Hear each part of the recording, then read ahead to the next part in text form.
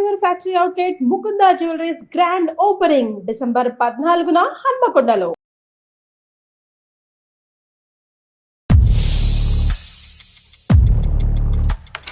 నాకు ఒక ఎకరున్నర పొలం ఉందండి, మా తండ్రి ద్వారా వచ్చింది.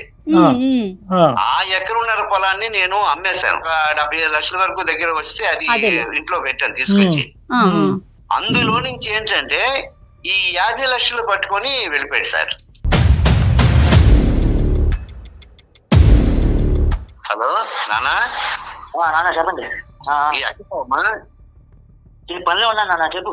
ఏంటి కాదు, ఇప్పుడు నువ్వు అమౌంట్ తీసుకెళ్ళావు కదా నాన్న, ఇదే విషయం గురించి రోజు మనం మాట్లాడుతున్నావా?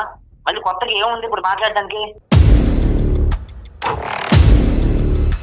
ఎన్నాళ్ళు కూర్చుంటే ఇంకేం చేస్తాం? లైఫ్ లో కొంచెం రిస్క్ చేయాలి కదా భరత్. ఇక్కడ రిస్క్ పెడతావా? అది పాయింట్. అసలు డబ్బులు ఈ దొంగ మార్గాన్ని తీసుకెళ్ళవలసినటువంటి పరిస్థితి ఎందుకు వచ్చింది? దొంగతనం చేయవలసిన ఎందుకు వచ్చింది? నేనైతే దొంగతనమే అంట. దొంగతనం కాదు సార్. మిమ్మల్ని అడిగితే మీరు ఎవరు అంటారు? 1 కాదు 2 కాదు, చాలా సార్లు అడిగాను మిమ్మల్ని. నేను ఎలాగిస్తాను? నాకు అంతకు నుంచి ఇంకో ఆదాయం లేనప్పుడు నేను ఎలాగిస్తాను నీకు? 2 అంశాల గురించి మీ నాన్నగారు ఆ ఎకరన్నర భూమి అమ్మారు. ఒకటి మీ అక్క పెళ్లి చేయటానికి, రెండోది ఏంటంటే మీ ఇంటి తిండి గురించి. నాకు కొంచెం టైం ఇస్తే నేను ఎంతో సంపాదించి ఆయనకి తిండి పెడతాను. అప్పుడు వరకు పస్తులు ఉండమంటావు.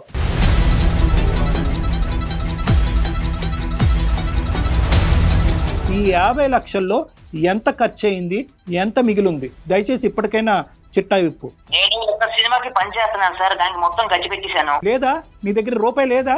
ఇప్పుడు లేదండి నా దగ్గర. అయ్యా దేవుడా.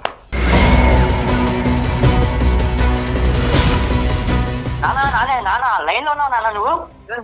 ఉన్నాను చెప్పు. నా మాట వినాలా? మాట్లాడు. నేను సంపాదించి మీ ముందుకు వచ్చినంత వరకు నేను మీతో మాట్లాడను. నేను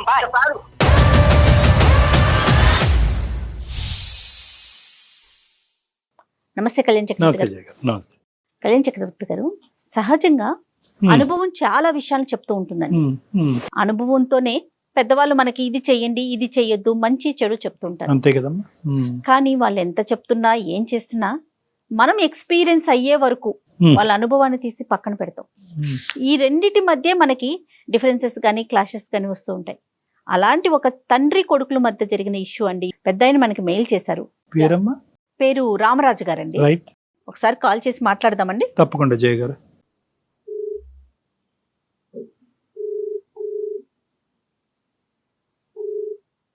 హలో, ఎవరండి? హలో, నమస్తే అండి. నేను జయానండి, అందమైన జీవితం ప్రోగ్రామ్ నుంచి కాల్ చేస్తూ ఉన్నాను. నమస్తే అమ్మా. నమస్తే, రామరాజు గారేనండి మాట్లాడేది? అవునమ్మా, నేనే రామరాజు. మీరే మెయిల్ చేశారు మాకు. అవునమ్మా. అదే నాతో పాటు డాక్టర్ కళ్యాణ్ చక్రవర్తి గారు ఉన్నారు. నమస్కారం డాక్టర్ గారు. నమస్తే రామరాజు గారు. అయ్యా నమస్కారం సార్. నమస్తే. పెద్దవారిలా ఉన్నారు. ఎంత సార్ వయసు? అయ్యో, నా వయసు 60 దాటిపోయింది సార్. 60 దాటిని. జాబ్ చేస్తున్నారా? ఏం చేస్తుంటారు మీరు? అంటే నేను చేసేవాడిని అండి, ఒక ప్రైవేట్ ఫర్మ్ లో చేసేవాడిని. రిటైర్ అయిపోయాను. అందులో కూడా లేదు, ఖాళీగా ఉన్నాను ప్రస్తుతం. ఎంతమంది పిల్లలు సార్? నాకు 2 పిల్లలు సార్. ఒక బాబును, తర్వాత ఒక పాప. అదే ఇప్పుడు ఆ సమస్య కోసమే ఒక ఇష్యూ ఉంది, దానికోసం మాట్లాడదామని. అంటే నాది మధ్యతరగతి కుటుంబమే సార్. ఒక ప్రైవేట్ ఫర్మ్ లో జాబ్ చేసేవాడిని. చేస్తే ఆ ప్రైవేట్ ఫర్మ్ లో జాబ్ ద్వారా ఏదో కొంత సంపాదించి ఇలాగ ఆ కుటుంబాన్ని, నేను, నా భార్య, 2 పిల్లలు. దాంతో పాటు ఏంటంటే ప్రైవేట్ జాబ్ యాక్చువల్ గా జనరల్ షిఫ్ట్ లాగే ఉంటుంది. అది అయిన తర్వాత ఏంటంటే నాకంటూ ఒక హాబీ, అది నాటక రంగం అంటే మొదటి నుంచి ఇష్టం అమ్మ నాకు. ఒకటి జనంతా చేత పొగడ్తలు వచ్చి మిగిలి, అది తర్వాత వెనక్కి తిరిగి చూస్తే నేను ఆర్థికంగా ఏమి దాని ద్వారా సంపాదించింది ఏం లేదమ్మా. చివరికి ఏంటంటే నాటక రంగంలో నేను సాధించింది ఏంటంటే ఆ చప్పట్లేనమ్మా మిగిలే. అదేలేండి. అబ్బాయి ఒక బిఎస్సి కంప్యూటర్స్ చేశాడమ్మా. వీడేంటంటే మరి ఏంటి కారణం ఏంటంటే మరి నా ఇన్ఫ్లుయెన్స్ పడుతుందో మరి ఏం పడిందో నాకు తెలియదు కదమ్మా. మొదటి నుంచి నేను ఇలాగా సినిమా రంగం వైపు వెళ్తాను, నాకు ఆ దృష్టి అంతా అడ్డే ఉంది, నేను ఇంకో జాబ్ చేయనని పెట్టడం మొదలు పెట్టాడు. అదేలేండి. చివరికి నా జీవిత జయం ఇదే, నేను నటుడిగా అవ్వాలి. తన ఇష్టం కదండి, అది ఒక మంచి ఆలోచనే కదా, మనం దాన్ని అంటే అది- కాదంటంలో ఏముంది. ఇప్పుడు మిమ్మల్ని కరెక్టేనమ్మా, కరెక్టే, మీరు అన్నది కరెక్టే. ఈ రంగంలో నేను సాధించింది ఏంటి అంటే ఓన్లీ చప్పట్లని చెప్పాను కదా, అదేలేండి. అది అదే వాడికి అర్థం కాలేదు. ఇప్పుడు దీంట్లో వాడిని ఎంకరేజ్ చేద్దామని అంటే రేపు వాడి భవిష్యత్తు గురించి ఏంటమ్మా, ఆ రోజు అంటే నాకు చిన్న జాబ్ ఉంది, పోనీ అది దాంతో కుటుంబాన్ని పోషణ చేసేవాడిని. ఇప్పుడు అది కాదు కదా, వీడికి అది కూడా లేకుండా ఏమీ లేకుండా వాడు కాళ్ళ మీద ఎలా బతుకుతాడమ్మా. నాకు అంటే పెద్ద ఆస్తిపాస్తులు ఉన్నాయనుకోండి. రామరాజు గారు, అయ్యా ఎంత వయసు బాబుది? బాబుది 26 సంవత్సరాలు. 26 సంవత్సరాలు. ఎప్పుడన్నా బీఎస్సీ కంప్యూటర్స్ అయిన తర్వాత జాబ్ చేశాడా బాబు? లేదండి, మొదటి నుంచి జాబ్ కోసం ఏ ప్రయత్నం చేస్తారో మీరు నేను నాకు ఇష్టం లేదు, నేను జాబ్ చేయను, జాబ్కి వెళ్ళను, ఇదే మాట. సో మీ ఎగ్జాంపుల్ అయితే బాబు తీసుకోలేదు, అంటే మీరు ప్రైవేట్ జాబ్ చేస్తూ నాటక రంగంలో ఉండేటటువంటి తీరుని మీ అబ్బాయిలో చూడలేదు. మీ అబ్బాయి మొదటి నుంచి ప్యాషన్ అనేది కేవలం సినిమాలు చేయాలి అనేటటువంటి ఉద్దేశం. ఏమైనా అవకాశాలు వచ్చినాయా? అంతే ఏమైనా అవకాశాలు వచ్చినాయి? అదే ఉందండి. అంతే అవకాశాలు. ఏ విధంగా జాబ్ చేద్దాం ప్రయత్నం చేశానండి, ఏదో జాబ్ లో ఇంక్లూడ్ చేద్దామని చూశాను. ఇది ఎప్పుడైతే స్ట్రాంగ్ గా ఉందో, నేనేమో ఈ కుటుంబానికి సంబంధించినంత వరకు ఏదో కొంచెం ఉన్న పొలంగా అది అమ్మి ఆ విధంగా సంబంధించిన డబ్బులన్నీ కూడా ఒక దగ్గర పెట్టుకున్నాను. పెట్టుకుంటే అందులోని కొంత ఫిక్స్ చేసి కొంత అమౌంట్ ఏమో యువతల అమ్మాయి మ్యారేజ్ ఒకటి ఉంది, వీడి భవిష్యత్తు కూడా ఇలా ఉంది, ఏం చేయాలి ఎన్ని తజ్జులు బజ్జులు పడుతున్న టైంలో వీడు ఏం చేశాడంటే, నేను ఆ ఫ్యాషన్ కోసం దాని మీద అందులో దృష్టిలో పెట్టుకొని ఈ 50 లక్షలు పట్టుకొని వెళ్ళిపోయాడండి. పట్టుకుని వెళ్ళిపోయాడా అండి? పట్టుకొని వెళ్ళిపోయి నేను ఇందులో సాధిస్తాను, సాధించి నేను వస్తాను అక్కడికి, అప్పటి వరకు నేను వదలను, ఈ రంగంలో నేను ఎలాగైనా సరే నా టాలెంట్ నిరూపించుకుంటాను, నన్ను నేను నిరూపించుకుంటాను అని చెప్పి వాడు వెళ్ళిపోయాడండి. అది కదా 50 లక్షలు అంటే కనుక ఒక చాలా పెద్ద అమౌంట్. అంత అమౌంట్ మీ ఇంట్లో ఉందా? క్యాష్ రూపాన్ని పట్టుకెళ్ళిపోయాడా? ఎలాగా? నాకు ఒక 1.5 ఎకరం పొలం ఉందండి, మా తండ్రి ద్వారా వచ్చింది. ఆ 1.5 ఎకరం పొలాన్ని నేను అమ్మేశాను. 1.5 ఎకరం అమ్మాను అని మీరు అంటున్నారు. అయ్యా, ఇది ఏ పర్పస్ గురించి మీరు అమ్మారు సార్? అది యాక్చువల్ గా ఏంటంటే నాకు ఉన్నది అది ఒకటి పిల్ల పెళ్లి ఉంది.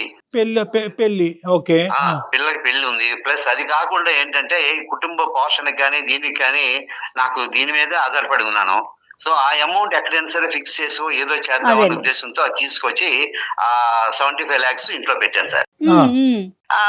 ఒక ఫైన్ డే నేను అయిపోయింది, మొన్నటి ఎప్పుడో మార్నింగ్ చూసేసరికి ఈ అమౌంట్ 25 lakhs ఉంది.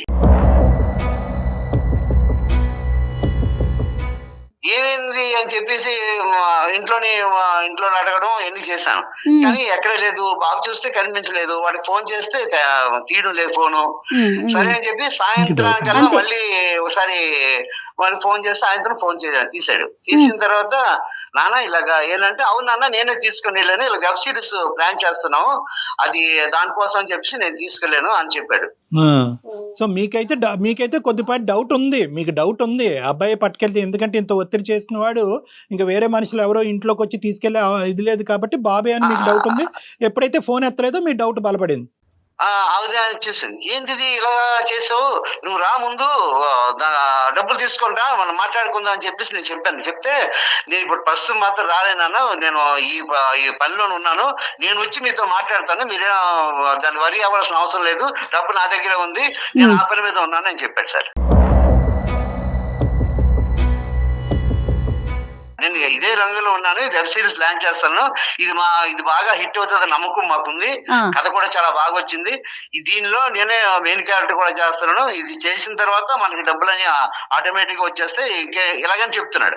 కానీ కాదు రామరాజు గారు, ఇప్పుడు మీకు జరిగిన పరిస్థితే బాబుకు జరుగుతుంది, అదే రిపీట్ అవుతుందని ఎందుకు అనుకోవాలి? ఎందుకంటే ఇప్పుడు ఇవాళ రోజున మనం చూసుకుంటే వెబ్ సిరీస్ కానీ ఓటీటీ ప్లాట్ఫామ్ చాలా స్ట్రాంగ్ ఉందండి. మీకు వెబ్ సిరీస్ల గురించి తెలీదు, మీది నాటక రంగం, మీరు అందులో ఓన్లీ చప్పట్లే తీసుకున్నారు కాబట్టి ఆర్థికంగా మీకు ఏమీ లాభం పొందలేదు కాబట్టి ఈ అబ్బాయి కూడా అదే దారిలో వెళ్తాడని మీరు ఎందుకు అనుకున్నారు? ముందు నుంచే ప్రోత్సహించుంటే కనుక దొంగతనం వరకు వచ్చుండేది కాదని మేడం అభిప్రాయం.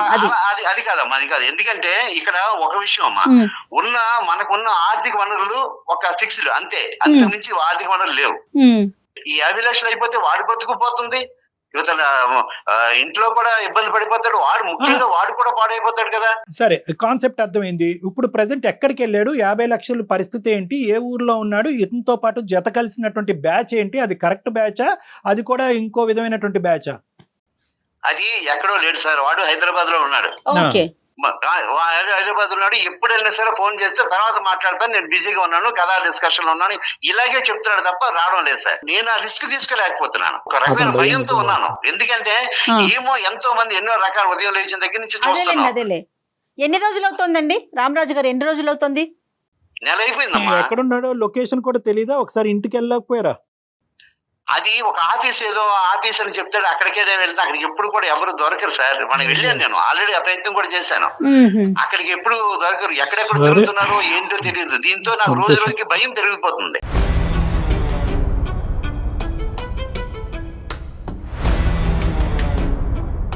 ఈ రోజు మీరు మాకు చేసిన దానికి ప్రధాన ఉద్దేశం ఏంటి సార్?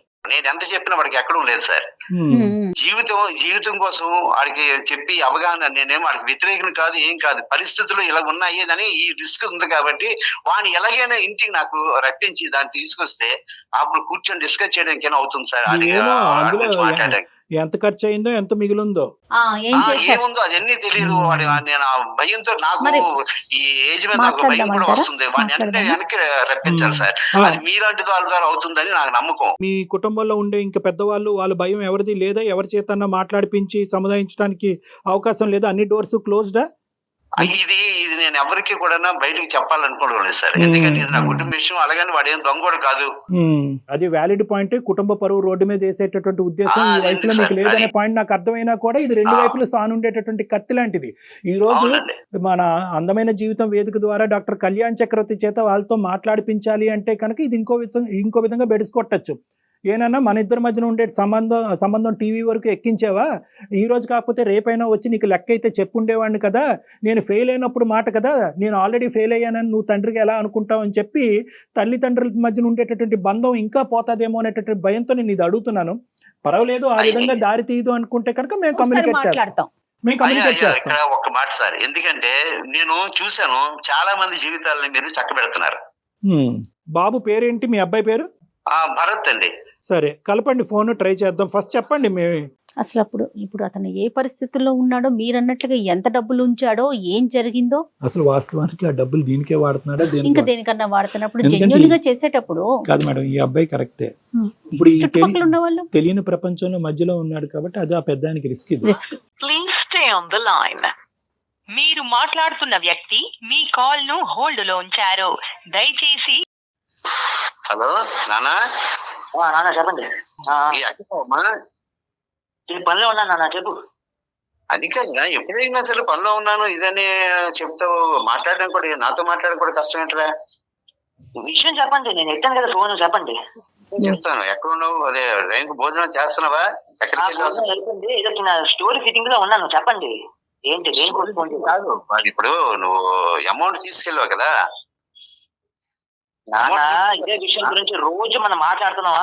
మళ్ళీ కొత్తగా ఏముంది ఇప్పుడు మాట్లాడడానికి? అలా కాదు నాన్న, నీకు ఒకటి అర్థం కావడం లేదు. ఇప్పుడు నేను ఏం చెప్పినా నువ్వు అదే మాట ఎప్పుడు రిపీట్ చేస్తున్నావు. ఇక్కడ నాకు ఆత్మీయులు ఒక డాక్టర్ గారు ఉన్నారు. ఆయన ఇప్పుడు విను, ఒకసారి ఆయన నీతో మాట్లాడుతూ అన్నారు. ఎందుకంటే ఒక శ్రేయోభిలాష ఆయన, మన కుటుంబానికి శ్రేయోభిలాష లాంటి వారు. ఒకసారి ఆయనతో మాట్లాడు, నా మాట విను, చెప్పింది విను. భరత్ చెప్పండి సార్. భరత్ నాన్నగారు పాపం అంటే అతను అంటే ఇంకా డబ్బులు ఇంట్లోంచి వెళ్ళిపోయినాయి, పోనీ స్థిరపడినటువంటి కొడుకు డబ్బులు తీసుకెళ్లి ఎక్కడో ఒక మంచి చోట పెట్టుబడి పెట్టి అంటే కనుక కాదు, అతనికి నమ్మకం లేనటువంటి ఒక వ్యాపారంలోకి, ఒక అంశంలోకి మీరు ఆ పెద్ద మొత్తంలో డబ్బులు తీసుకెళ్లి అతను మానసికంగా ఒక క్షోభకి గురి చేయటం వల్ల అతను కొద్దిగా తడబాటు పడి టెన్షన్ పడుతూ మాకు ఫోన్ చేశారు నాన్న. సో చాలా సందర్భాలు ఇక్కడ ఒక విషయం సార్, ఆయనకి నమ్మకం లేకపోతేమో కానీ నాకు నా మీద పూర్తిగా నమ్మకం ఉంది. ఆ విషయం ఆయనకి చాలాసార్లు చెప్పాను. మేము మీ ప్యాషన్ కి వ్యతిరేకం కాదు, కానీ ఈరోజు అవసరం వర్సెస్ ప్యాషన్. డబ్బు ఇక్కడ అవసరం, అక్క పెళ్లికో చెల్లి పెళ్లికో డబ్బులు ఇక్కడ అవసరం, నెంబర్ 1. నెంబర్ 2 వర్సెస్ మీ ప్యాషన్. మీ కళ నిజం అవ్వాలి అంటే కనుక ఆ డబ్బులు మీకు అవసరం. అట్లీస్ట్ నాన్న ఇంత మొత్తం తీసుకెళ్ళాను, నాన్న ఈ మొత్తాన్ని దీనికి అవసరం ఈ అవసరానికి నేను వాడాను, వాడుతున్నాను. ఇది లెక్క, ఇంత మిగిలింది. సార్ ఒక విషయం పెద్ద ఆయన ఫోన్ చేస్తేనే మీరు ఫోన్ కట్ చేసేసి నేను కథలో ఉన్నాను బిజీ అంటే కనుక ఎవరబ్బా సొమ్ము అనేటటువంటి ప్రశ్న ఇక్కడ వస్తుంది. ఇది అతను కష్టం. అది కాదు సార్, నేను ఒక విషయం చెప్తాను వినండి. నేను ఆయనకి చెప్పకుండానే డబ్బులు తీసుకెళ్ళిపోలేదు. నేను ఆయనకి ఎన్నోసార్లు అడిగాను, ఆయన ఎవరినో అంటే నాకు ఎంత అవసరం కాబట్టి నేను తీసుకెళ్ళాను.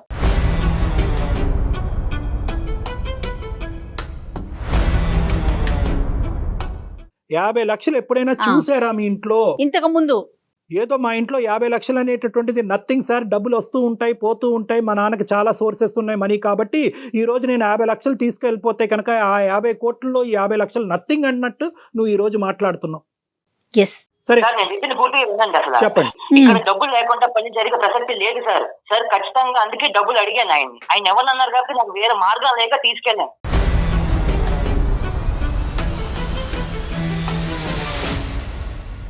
నేను డబ్బు తీసుకెళ్ళిపోయింది ఇక్కడ ఇండస్ట్రీ అనేది ఎంతో మందికి, కొన్ని లక్షల మందికి ఫుడ్ పెట్టింది సార్.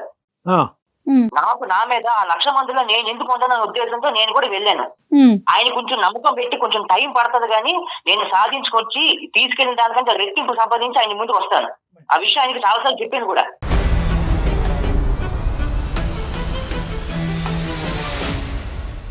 కానీ కాదు నాన్న భరత్, ఇప్పుడు పాయింట్ క్లియరే. నువ్వు ఇక్కడికి రావటము, నీ కళను నిజం చేసుకోవాలని అనుకోవటము, నీకు ఒక మంచి పేరు, నీ కుటుంబానికి కూడా ఒక మంచి పేరు తెప్పించాలనేటటువంటి ఆలోచనని ఎవరు వ్యతిరేకించట్లేదు. కానీ డబ్బులు తీసుకెళ్ళినటువంటి మార్గం కానీ, ఎంత మొత్తంలో నువ్వు డబ్బులు తీసుకెళ్ళినటువంటి పద్ధతి కానీ, ఆ తర్వాత అతను ఇంత కష్టపడి సంపాదించినటువంటి డబ్బు, తీసుకొచ్చినటువంటి డబ్బు కూతురు పెళ్లికి కానీ ఇంకో అవసరానికి ఉపయోగించే డబ్బుని ఈరోజు లెక్క చెప్పరా అంటే కనుక నేను కథలో ఉన్నాను కాబట్టి లెక్క సంగతి పక్కన పెట్టు అనే మీ విధాన పద్ధతులు బాగున్నాయా? అసలు డబ్బులు ఈ దొంగ మార్గాన్ని తీసుకెళ్ళవలసినటువంటి పరిస్థితి ఎందుకు వచ్చింది? దొంగతనం చేయవలసిన ఎందుకు వచ్చింది? నేనైతే దొంగతనమే అంటాను. దొంగతనం కాదు సార్, అడిగాను కూడా. అడగకుండా తీసుకెళ్ళిపోతే దొంగతనం అంతే. నాన్న నువ్వు చెప్పడం వేరు, నాన్న నాకు డబ్బులు అవసరం సత్తంటే చెప్పడం వేరు. కానీ ఇంట్లో పెట్టిన తర్వాత ఒక పని మీద తీసుకొచ్చినప్పుడు ఆ డబ్బులు నాకు ఇది అవసరం అని చెప్పి అప్పుడు అడిగి డైరెక్ట్ నన్ను అడిగిన తర్వాత నేను ఇస్తే తీసుకెళ్ళాలి కానీ అలా తీసుకెళ్ళడం తప్పు కదమ్మా. మిమ్మల్ని అడిగాను, మిమ్మల్ని అడిగితే మీరు ఏమని అంటారు, అన్నారు కూడా. చాలాసార్లు అడిగాను, 1 కాదు 2 కాదు, చాలాసార్లు అడిగాను మిమ్మల్ని. అవును, నేను ఎలాగిస్తాను? నాకు అంతకు మించి ఇంకో ఆదాయం లేనప్పుడు నేను ఎలాగిస్తాను నీకు ఆ డబ్బు? ఎన్నాళ్ళు కూర్చుంటే ఇంకేం చేస్తాం? లైఫ్ లో కొంచెం రిస్క్ చేయాలి కదా భరత్. ఇక్కడ రిస్క్ పెడతావా? అది పాయింట్. ఇక్కడ ఏమి పెద్ద బఫర్ సిస్టమ్ లేదు భరత్. ఒకటి గుర్తు పెట్టుకో, 2 అంశాల గురించి మీ నాన్నగారు ఎకరంన్నర భూమి అమ్మారు. ఒకటి మీ అక్క పెళ్లి చేయటానికి, రెండోది ఏంటంటే మీ ఇంటి తిండి గురించి. ఇది దయచేసి గుర్తుపెట్టుకో. ఒక 25 లక్షలు వదిలేసావు, చాలా సంతోషం. ఆ 25 లక్షలతో బహుశా మీ సిస్టర్ యొక్క మ్యారేజ్ చేస్తాడేమో కానీ రేపొద్దున తిండి పెట్టే నాదుడు ఎవరు? మీ నాన్నకి. నాకు కొంచెం టైం వేస్తే నేను ఎంతో సంపాదించి ఆయనకి తిండి పెడతాను. కొంచెం పస్తులు ఉండమంటావు? అది పద్ధతి కాదు కదా. ఈ విషయం గురించి అయితే అసలు నేను ఫోన్ ఎత్తేవాడిని కాదు నాన్న. నేను ఏదో పనిలో ఉన్నాను, మీరు ఏదో ఫోన్ చేశారు కదా, నేను ఎత్తాను. అసలు ఏదో ఆర్థికంగా ఏదో గొప్ప స్థితిగతులతో ఉండేటటువంటి కుటుంబం గురించి మనం మాట్లాడట్లేదు. బిలో మిడిల్ క్లాస్ ఫ్యామిలీ గురించి మాట్లాడుతున్నారు. ఎంత కష్టపడి ఈరోజు మీ నాన్న ఈ స్థాయి వరకు నిన్ను తీసుకొచ్చాడు అనేటటువంటిది నీకు మాకంటే బాగా తెలుసు. మీ స్థితిగతులు ఏంటి, మీ ఆర్థిక పరిస్థితులు ఏంటి, ఎంత కష్టపడితే కనుక మిమ్మల్ని మీ నాన్న చదివించాడు. ఈరోజు మీ నాన్నకి డబ్బులు లేకపోతే కనుక వాళ్ళకి పోషణే ఉండదు అనేటటువంటి అంశం మాకంటే నీకు బాగా తెలుసు. దయచేసి అర్థం చేసుకో. ఇక్కడ ఫోన్ పెట్టేయటం కాదు, నీ పనులు ఈ రోజు కాకపోతే రేపన్నా చేసుకోవచ్చు. ఇప్పుడు మాకు కావలసినటువంటి ఇష్యూ ఏంటంటే ఈ 50 లక్షల్లో ఎంత ఖర్చు అయింది, ఎంత మిగిలింది? దయచేసి ఇప్పటికైనా చిట్టా విప్పు. నేను ఒక సినిమాకి పని చేస్తున్నాను సార్, దానికి మొత్తం ఖర్చు పెట్టేశాను. అయ్యా దేవుడా.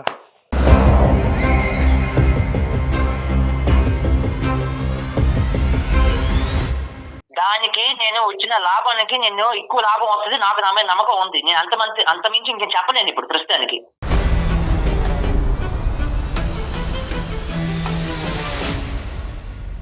అలా మాట్లాడితేవేంటి నాన్న? అలా మాట్లాడితేవేంటి? ఇప్పుడు 50 లక్షల రూపాయలు ఏమీ కాకుండా నేను ఎంత ఖర్చు పెట్టేశాను అంటే బాధ్యత అక్కర్లేదా నీకు? నువ్వు బాధ్యత కాదు, అంతే అవసరం నాకు ఇప్పుడు.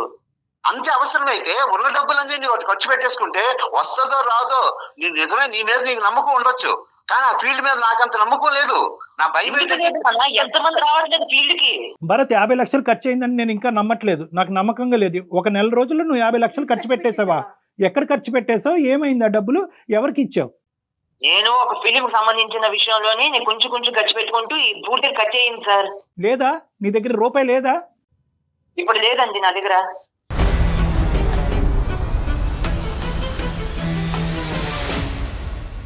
అంటే ఆర్టిస్టులకి మిగతా అంత పేమెంట్స్ అన్ని చేసేసారా? దేనికి ఖర్చు పెట్టడానికంటూ ఒక ఇన్ఫర్మేషన్ ఉంటుంది కదా. ఏముందమ్మా ఒక క్వాలిటీ సినిమా కోసం ప్రొడ్యూసర్ దగ్గర కథ చెప్తే ఆయనకి అడ్వాన్స్ గా ఇచ్చేసానండి. అది అడ్వాన్స్ కి ఇచ్చేసావు ప్రొడ్యూసర్ కి ఆ, మొత్తం? ఆ.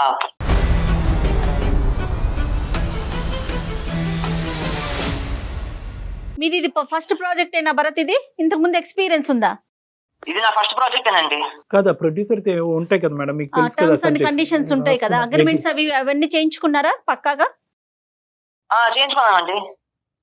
సరే ఒకసారి కాకపోతే ఆయన కొంచెం టైం పట్టమంటుంది, కొంచెం టైం పడుతుంది, ఆగమని చెప్తున్నాను. రోజు ఇదే విషయం ఫోన్ లో మాట్లాడుతున్నాం మేము.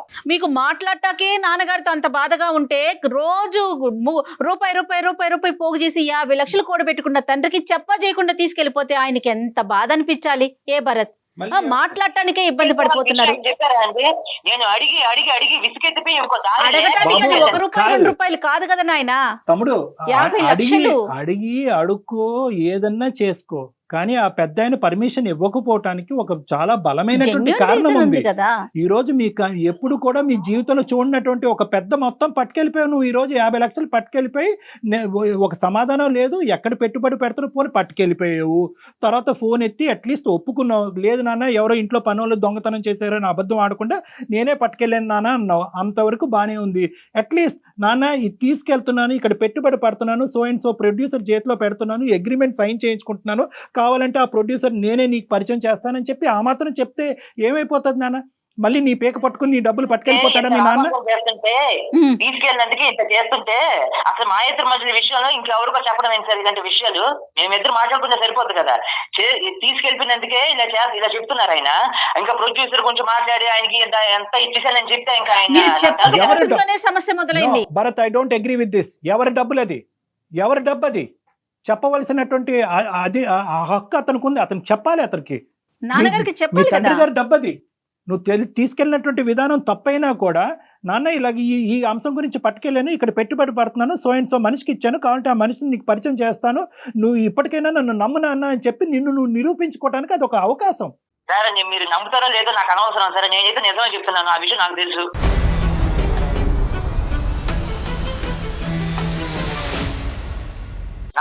నానా లైన్ లో ఉన్నావు నాన్న? నువ్వు? ఉన్నాను చెప్పు, వెళ్తున్నాను. మీరు 35 సంవత్సరాల్లో నాటకాల్లో చేసి చేసి చేసి ఏమైనా సంపాదించారా? నా కబుర్లు చెప్తానే వచ్చి మీరు.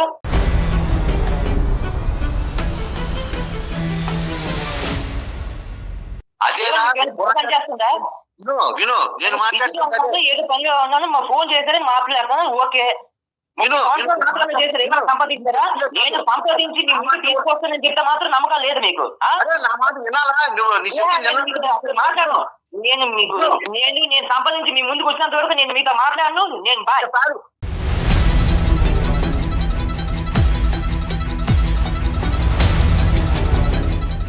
ఒక్కసారి వినరా, 35 సంవత్సరాలు ఉన్నావు, నిజమే 35 సంవత్సరాలు కష్టపడ్డాను.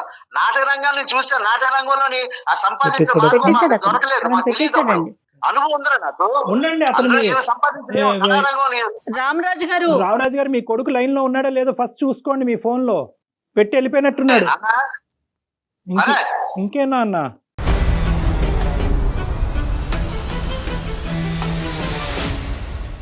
వెళ్ళిపోయాడు మహానుభావుడు. ఇంత జరిగినా మీరు నాన్న కన్నా అని మాట్లాడుతున్నారు. బహుశా ఇదేనేమో తండ్రి ప్రేమ. కానీ చాలా అగమ్యగోచరంగా నా పరిస్థితి చాలా అగమ్యగోచరంగా ఉందమ్మా. ఇదే కదా తల్లిదండ్రుల ప్రేమ. అది కాదు. ఇప్పుడు రామరాజు గారు దీన్ని ఏమన్నా ఒక లాజికల్ కన్క్లూజన్స్ కి తీసుకొచ్చేటటువంటి ఒక ప్రయత్నం మనం చేద్దాము. ఇప్పుడు ఆ అబ్బాయి అమాయకత్వంతోనా, అహంకారంతోనా, ఓవర్ కాన్ఫిడెన్స్ తోనా ఎందుకు అలా పట్టుకెళ్ళిపోయాడు, ఎక్కడ పెట్టాడు అంటే ఇంకా ఆ ప్యాషన్, ఆ పిచ్చి అలాంటిది. ఇక్కడ 2 అంశాలు మనం జాగ్రత్తగా గుర్తుపెట్టుకోవాలి. ఆ అబ్బాయి యొక్క వేషం మనకి ఈ రోజు చాలా కోపం తీసుకొచ్చినా కూడా, ఏదైతే సందర్భం తీసుకొచ్చినా కూడా, తల్లిదండ్రులు చాలా మంది ఈ ప్రోగ్రామ్ చూసేటటువంటి తల్లిదండ్రులు ప్రధానంగా అర్థం చేసుకోవాల్సింది ఏంటంటే పిల్లల్లో కూడా ప్యాషన్ అనేటటువంటిది ఒకటి ఉంటుంది.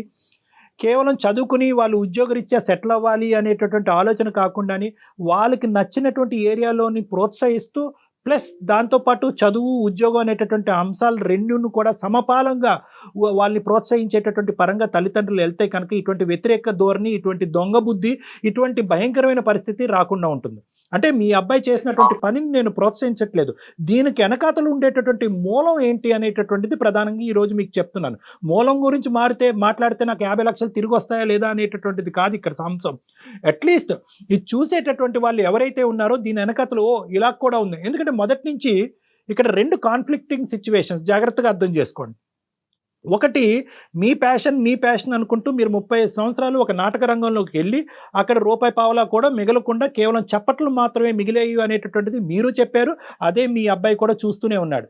అయితే ఏంటంటే ఆ అబ్బాయి ఆ చప్పట్లకు ప్రోత్సహించబడి ఈరోజు నాటక రంగం అనేటటువంటిది లేదు కాబట్టి ఈ ఓటీటీయో, వెబ్ సిరీసో, యూట్యూబో ఇటువంటి రంగంలో వెళ్ళి మనం కూడా నిరూపించుకునే అదే చప్పట్లకు కూడా నేను కూడా వినాలి అనేటటువంటి విధంగా మీ దగ్గర నుంచి వచ్చినటువంటి ఆ ఉత్సాహం కాస్త ఆ అబ్బాయి తీసుకుని వెళ్ళాడు. ఇది నెంబర్ 1. కానీ ఇక్కడ ఏమైంది అంటే కనుక మీరు చేసినటువంటి ఒక కాన్సెప్ట్ ఏదైతే ఉందో సంపాదిస్తూ ఇలా ప్యాషన్ అనే దాంట్లోకి వెళ్ళటం అనే సబ్జెక్ట్లో మీ అబ్బాయి ఆ మొదటి అంశం వదిలేశాడు. ఏది సంపాదిస్తూ ఇందులోకి వెళ్ళాలి అనేది వదిలేశాడు. ఎందుకు వదిలేశాడు అంటే కనుక మొదటి నుంచి మీ తండ్రి గారు మీ నాటక రంగ ప్రవేశం అనే దాన్ని ఎంత ప్రోత్సహించారో నాకైతే తెలియదు. కానీ ఇక్కడ మీ అబ్బాయి యొక్క ప్యాషన్ని మీరు మొదటి నుంచి వ్యతిరేకిస్తూనే ఉన్నారు. ఇది కరెక్ట్ కాదు, ఇది అవ్వదు, నువ్వు సక్సెస్ అవ్వలేవు అనేటటువంటి వ్యతిరేక ధోరణి మీరు చూపెట్టేటప్పటికీ నేను పట్టిన కుందేలకు 3 కాళ్ళు అన్నట్టుగా ఈ అబ్బాయి ఈ కోణంలోంచి వెళ్ళిపోయాడు. అది వదిలేశాడు. ఏది అతను బీకామ్ కంప్యూటర్స్ చేశాడు, దాంట్లో ఒక ఉద్యోగం చేసుకుందాం, బేసిక్ సంపాదన సంపాదిద్దాం, మిగిలిన టైంలో స్టోరీలు, వెబ్ సిరీస్లు రాసుకుని ఆ లైన్లోకి వెళ్దాం అనే సబ్జెక్ట్ వదిలేశాడు. 50 లక్షలు తీసుకెళ్ళి ఎవరో ప్రొడ్యూసర్ చేతుల్లో పెట్టేసి అక్కడ ఒక అగ్రిమెంట్ తీసుకున్నాడు అనేటటువంటి మాట వెనకాతల పూర్తి స్థాయిగా ఒక నిజమైనటువంటి నిజం ఉందా లేదా అనేది నాకు ఇప్పటికీ డౌటే. ఎందుకంటే కనుక ప్రతి రూపాయికి ఇప్పుడు లెక్క చెప్పడం అతనికి వీలు పడదు. కాబట్టి ఏంటంటే ఒకే దెబ్బతో 50 లక్షలు ఇచ్చేసాను, క్లోజ్ అని చెప్పేసి ఫోన్ పెట్టేసి వెళ్ళిపోయాడు. సో ఇప్పటికీ కూడా నాకున్న చిరు ఆశ ఏంటంటే కనుక మీ డబ్బులు మీ అబ్బాయి దగ్గరే ఉన్నాయనేటటువంటి, ఉండకపోయినా ఎంతో కొంత మొత్తంలో అయితే ఉండొచ్చు. అంటే మీలో ఏదో లేనటువంటి ఆశని నేను క్రియేట్ చేయట్లేదు. అట్లీస్ట్ మన ఆ యాంగిల్లో కూడా ట్రై చేద్దాం. సార్ నేను వెళ్తాను, వెళ్ళి మా వాడితో మాట్లాడతాను. ఎందుకంటే నాకు హోప్ ఉంది. మీరు అన్నట్టుగా మీరు చెప్పిన ప్రకారం అంత డబ్బు ఖర్చు పెట్టి ఉండకపోవచ్చేమో. ఒకసారి వెళ్తాను సార్, నేనే స్వయంగా వెళ్ళి వాడితో మాట్లాడి, వాడిని పర్సనల్ గా మాట్లాడి బాధ అన్ని చెప్పి వాళ్ళని అవగాహన చేయడానికి ప్రయత్నం చేస్తాను. ఇన్ కేసు నేను అక్కడ గానీ విజయం సాధించలేకపోతే మాత్రం మళ్ళీ మిమ్మల్ని ఆశ్రయిస్తాను. దయచేసి మమ్మల్ని ఆశ్రయించండి గురుగారు. మా తలుపులు ఎప్పుడు తెరిచే ఉంటాయి, అందులో ఇబ్బంది ఏమీ లేదు. కానీ ఇంకొకటి కూడా గుర్తుపెట్టుకోండి, వర్స్ట్ కమ్ సినారియో గురించి కూడా మాట్లాడుకోవాలి. ఒకప్పుడు 50 లక్షలు కాస్త ఏదో ప్రొడ్యూసర్కి ఇచ్చానంటే కనుక మీరు దయచేసి వెళ్ళి ఆ ప్రొడ్యూసర్ని కూడా కలిసి మీ దయనీయమైనటువంటి పరిస్థితి, ఇదేదో చెట్లకు కాసినటువంటి డబ్బులు కాదండి, ఇది మా కడుపు కోత, 50 లక్షలు తీసుకొచ్చి మీ చేతుల్లో పెట్టాము, దయించి ఇది నిజంగా అవసరానికి ఉపయోగపడితే పర్వాలేదు, లేదంటే ఆ అవసరానికి ఉపయోగపడదంటే కనుక దయచేసి తిరిగి ఇవ్వండి, లేదంటే అందులో కొంత మొత్తం మాకు వెనక్కి ఇవ్వండి అని చెప్పి మీరు వాళ్ళకి విజ్ఞప్తి చేసుకుంటే కనుక మీ బాధని బహుశా ఆ యాంగిల్ కూడా ఉపయోగపడుతుందేమో. ఒకసారి ట్రై చేయండి. ఈ కష్టాజితులు సార్ తప్పనిసరిగా ఉపయోగపడద్దని అనుకుంటున్నాను. నేను ఆయనతో కూడా మాట్లాడతాను సార్. అలాగేనమ్మా, థ్యాంక్ యూ. జాగ్రత్త. ఓకే సార్, నమస్తే రామరాజు గారు. నమస్తే. రైట్ కళ్యాణ్ గారు, అంటే మాక్సిమం ఎంత చెప్పాలో అంతవరకు చెప్పారు మీరు కూడాను. చూద్దాం, ఆయన మాట్లాడి మళ్ళీ మన దగ్గరికి కనుక వస్తే కనుక డెఫినెట్ గా మన తరపు నుంచి, సుమన్ టీవీ నుంచి కూడా వాళ్ళు ఎవరో ఏంటో మనం ట్రై చేద్దాం. రైట్ అండి. నమస్తే జగన్.